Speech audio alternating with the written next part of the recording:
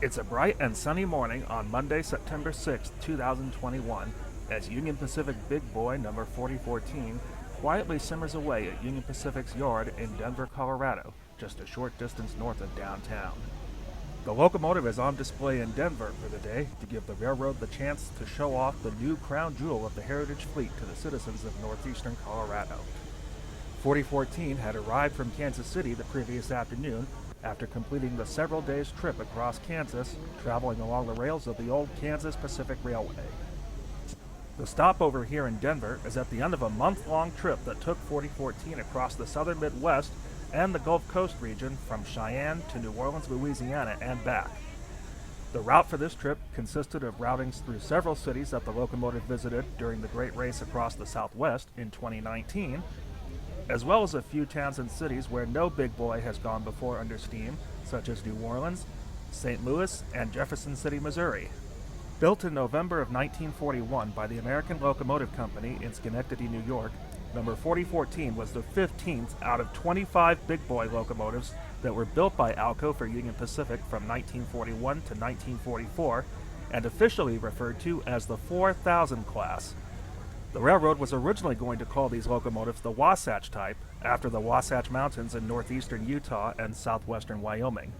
However, when number 4000, the first locomotive, was being prepared for delivery, an Alco employee took a piece of chalk and wrote Big Boy on the smoke box of the first locomotive, and the name stuck.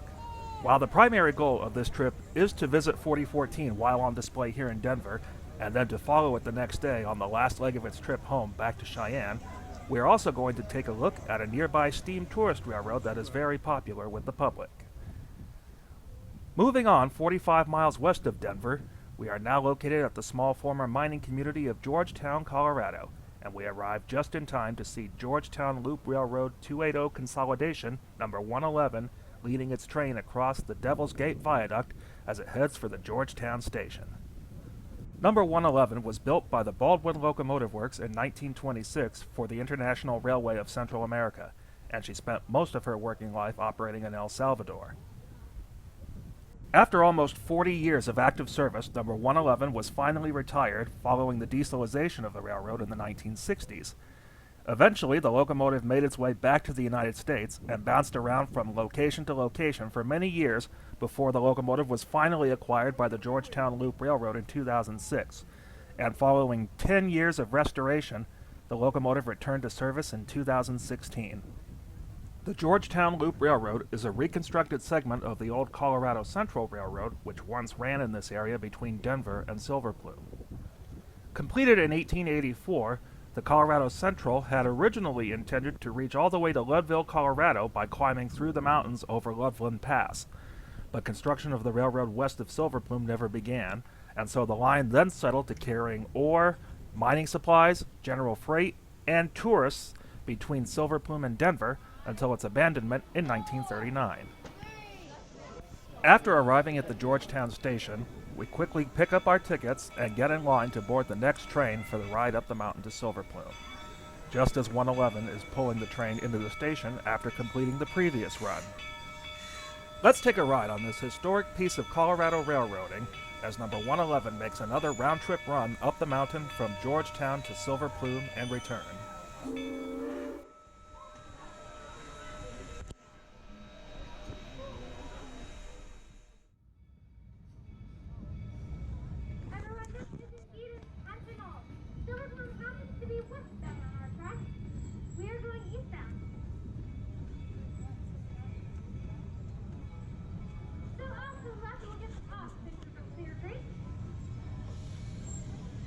And once we get underneath the bridge, you might be able to look up and see the bridge.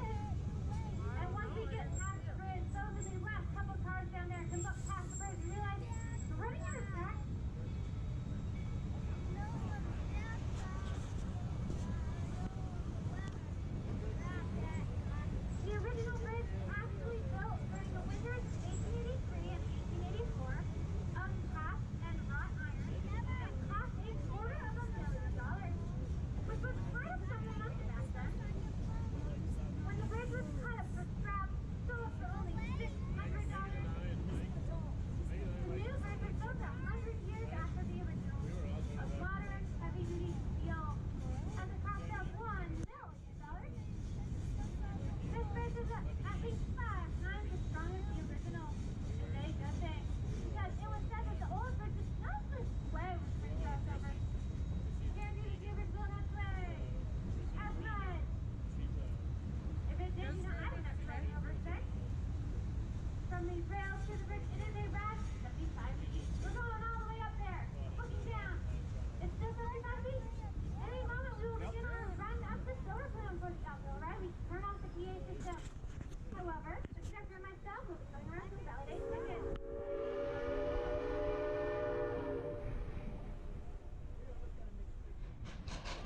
About half an hour after arriving back at Georgetown, the train is on the move again, and we are now heading up the mountain for the round-trip run to Silver Plume. The trip starts with our train backing out of the Georgetown station and under the high bridge so that passengers can say that we've made the complete circle of the loop, traveling under and over ourselves. The train is now beginning the steep climb up the mountain to Silver Plume and will soon cross Clear Creek for the first of 4 times, with a total of 8 crossings throughout the duration of the entire trip.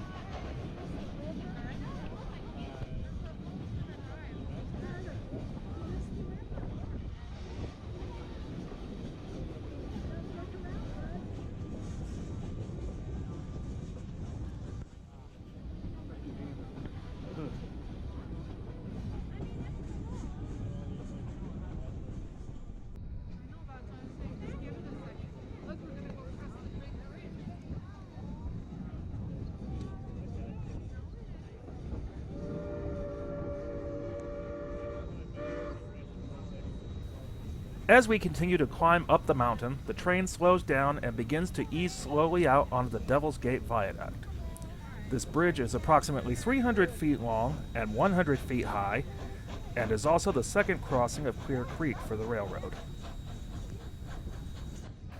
Constructed during the winters of 1883 and 1884, the Devil's Gate Viaduct, later known as the Georgetown Loop, was the brainchild of Jacob Blickensderfer, who took over as the Colorado Central's chief engineer following its acquisition by the Union Pacific Railroad in 1877. When construction of the railroad was pushing west into the mountains out of Denver, construction crews had it relatively easy going to push into the canyon. However, when the railroad did finally make it to Georgetown, the builders were faced with an even bigger problem. Silver Plume, which is only located 2 miles up the canyon from Georgetown, also needed the railroad. However, the tracks would have to climb 638 feet, pushing westward out of Georgetown in only 2 miles, an impossibly steep grade. So in order to get around the steep 6% climb that would have been required by the railroad otherwise, Jacob Blickensderfer designed a series of horseshoe curves in order to lessen the grade, even though it meant extending the railroad by an additional 5 miles of track, and the Georgetown Loop was born. As we cross over the high bridge, you can look down and see where our train started its journey just a few minutes ago. The original high bridge was removed when the railroad was abandoned in 1939. Using the original plans, the 300-foot-long bridge has been faithfully reconstructed thanks to the efforts of the Colorado Historical Society.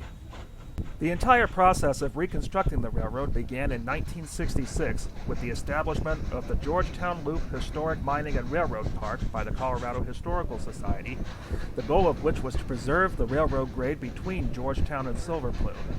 When the reconstruction of the railroad began in 1974, the project received multiple shots in the arm to help boost support for its rebuilding.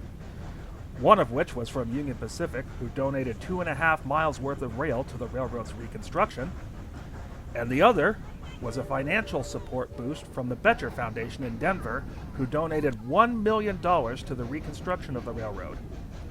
And then a minor miracle happened of sorts. It turned out that the U.S. Naval Reserve Mobile Construction Battalion, also known as the Seabees, had gone a long time without building a railroad for their summer exercises. Since a rail line is essential during times of war, and the Seabees just happened to be looking for work for their summer exercises that year, The outfit offered their services to build the trackage for the railroad's reconstruction. The Seabees played an immeasurable part in the reconstruction of the railroad. Many of them became so caught up in the project, they even worked on weekends when the battalion was not officially active. As we cross Clear Creek for the third time, the train passes the fully restored Lebanon Silver Mine.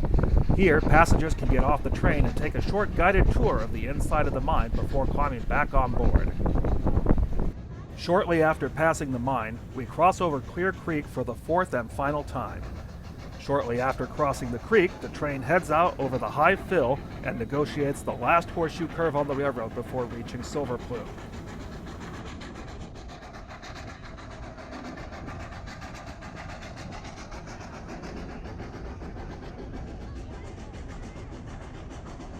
From the big fill, you can clearly see the Devil's Gate Viaduct and Georgetown in the distance.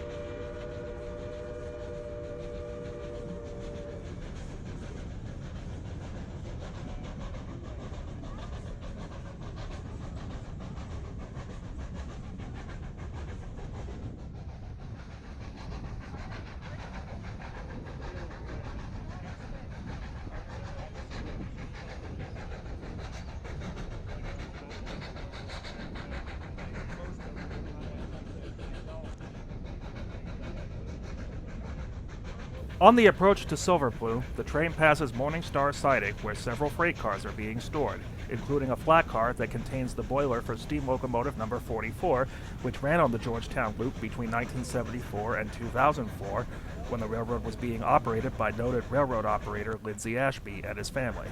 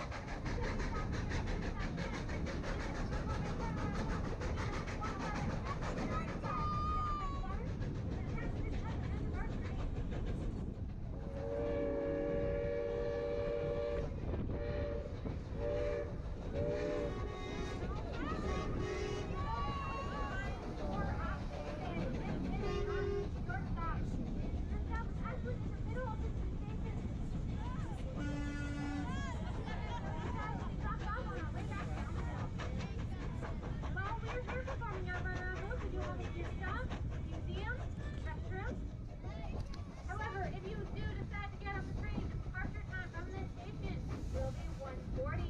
That is a departure time, so please do that before then. Please leave on time. You guys can ride on time for all those mine parcels. As we head for the Silver Plume Depot, the train rolls by the new engine house that was built to support the railroad's locomotive maintenance operations. Around us are several sidings that are currently occupied by stored equipment, such as several very rare narrow gauge diesels. Just a few tracks over, you can see steam locomotive number 40 parked in front of the engine house waiting for its call to duty. As we head for the depot, we also pass by steam locomotive number 12, an aero gauge 262 Prairie type built by Baldwin in 1912 for a plantation operation in Hawaii. The train will make a brief 15-minute stop here in Silver Plume before heading back to Georgetown.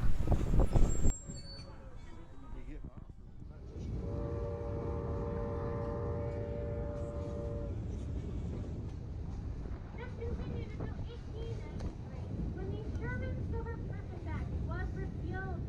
The price of silver dropped so low that mining for it was no longer profitable. At that time, for the most basic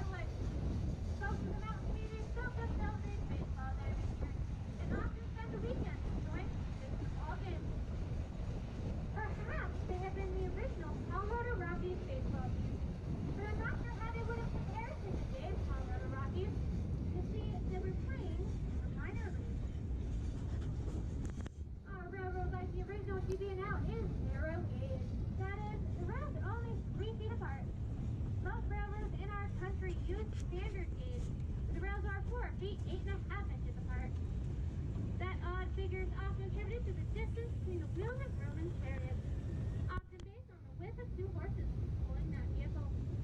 Narrow gauge was far more practical than mountain railroading. The smaller cars are able to negotiate sharper curves. It will always win.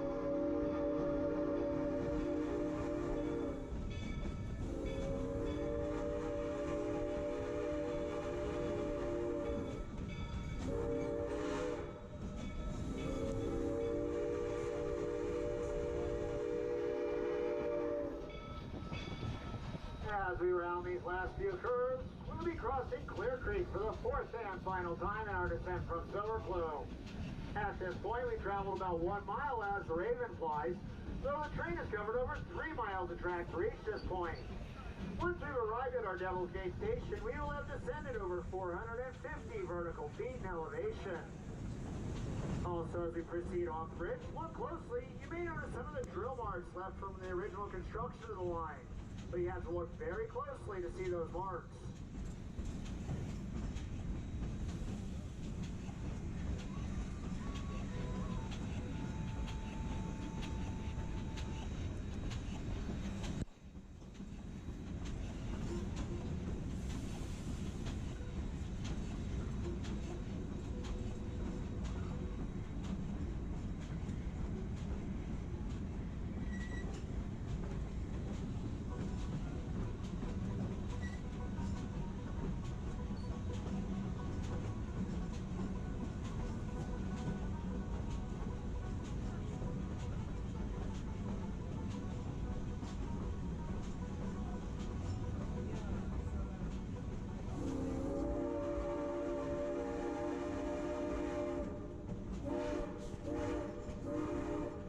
We are now approaching the Devil's Gate station, the eastern end of our line.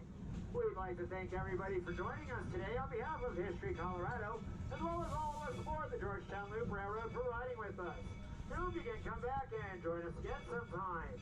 The town of Georgetown at the bottom of the hill has a variety of shops, restaurants, and museums, as well as over 200 pre-1920s Victorian homes and buildings.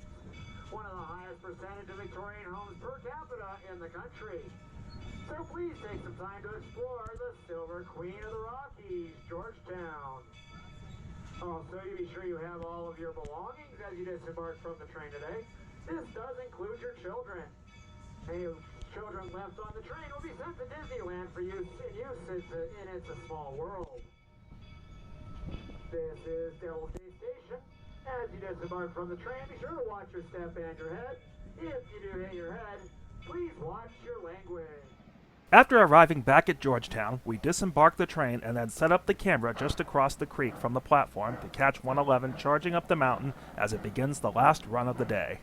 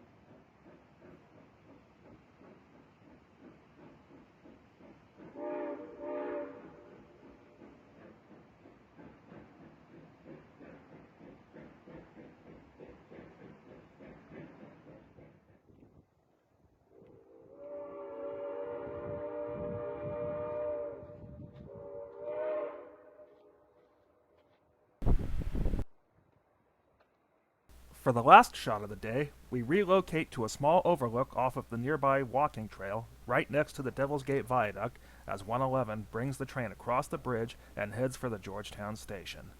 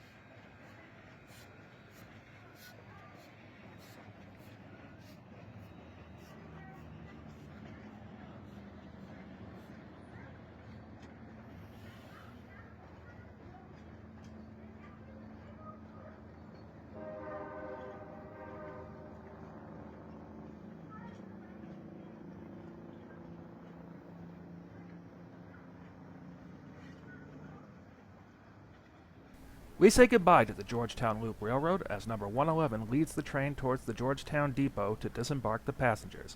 Meanwhile, it's time for us to get back in the car to make the drive eastward back to Denver for the night. If you're ever in the northern Colorado area, a visit to the Georgetown Loop Railroad comes very highly recommended.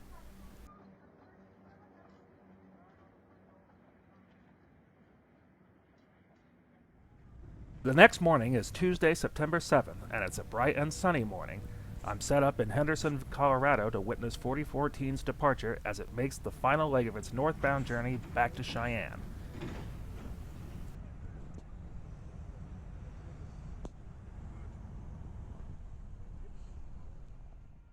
After waiting for more than 2 hours, the train finally arrives at 9:40 a.m. as it passes through Henderson on its way to the first whistle stop of the day at LaSalle, Colorado.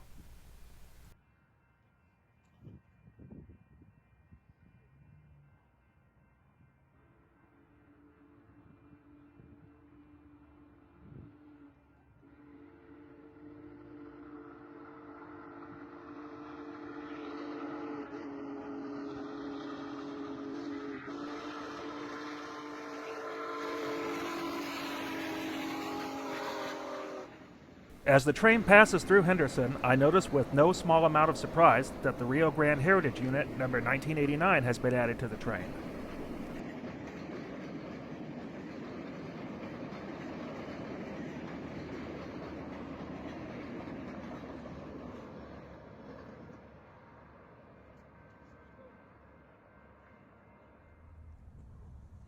Our next location is at Greeley, Colorado.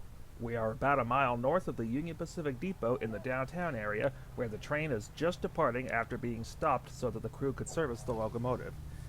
We had originally planned for our next location to be at LaSalle, but with heavy traffic on Highway 85 due to multiple construction projects that were going on, the train got to LaSalle before we were able to catch up with it, so we had to shoot for Greeley instead.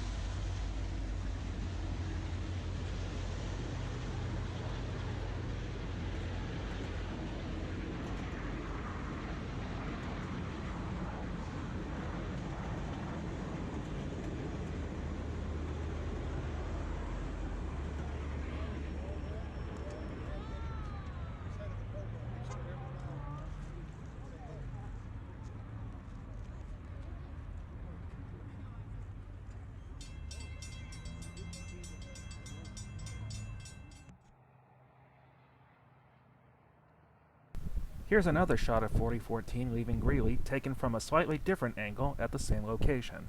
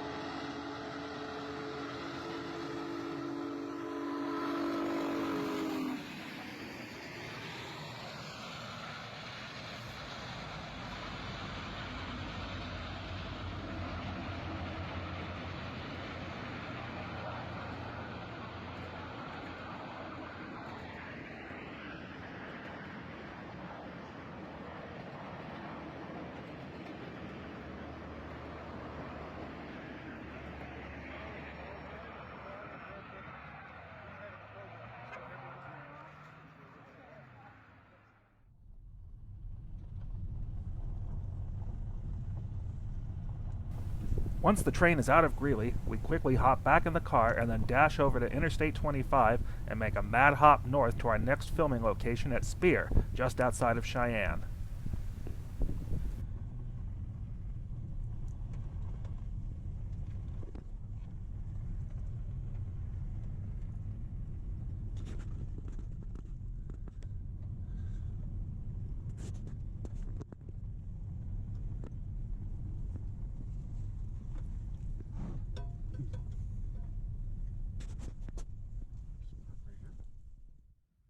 We arrive at Spear with just minutes to spare to set up the cameras before the train arrives.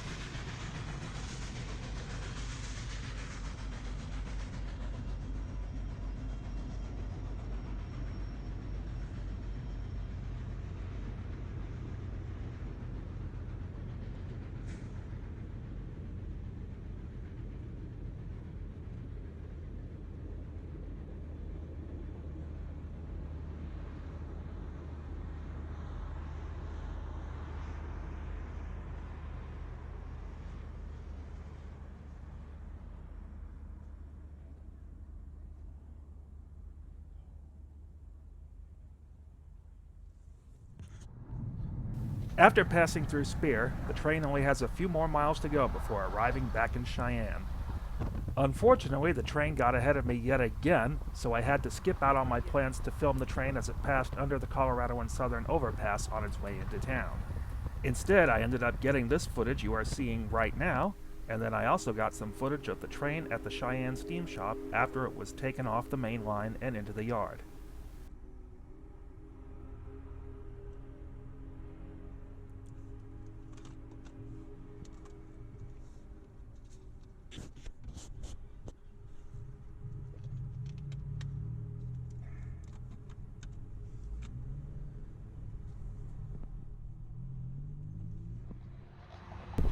After the train is taken off the main line and into the Cheyenne yard to be put away, number 4014 is cut off the train along with its auxiliary tenders, diesel helper, and its 3 support cars, and is taken over to the steam shop to be put away until it receives the next call to duty.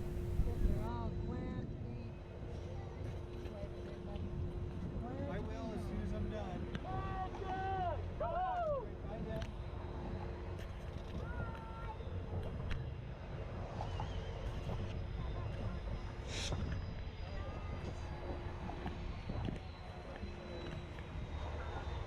They're on the side rails. We know where engine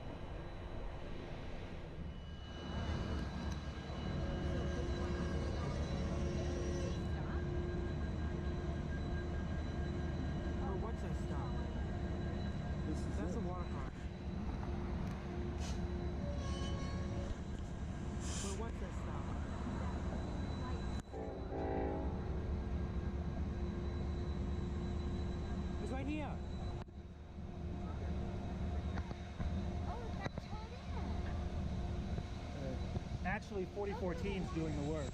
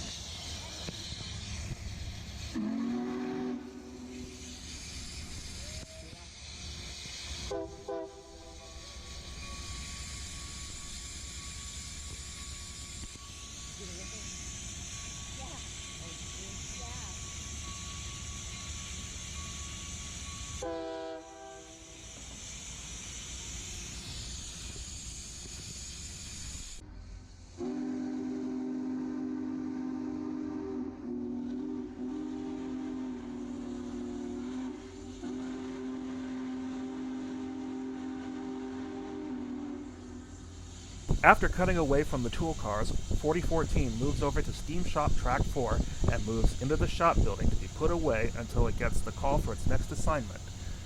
Once the locomotive is inside the shop, the fire will be dumped and the boiler will be shut down until it gets the next call for action. This concludes our chase of number 4014 from Denver to Cheyenne, and we hope you've enjoyed coming along with us on this Colorado steam adventure. Until next time, thanks for watching.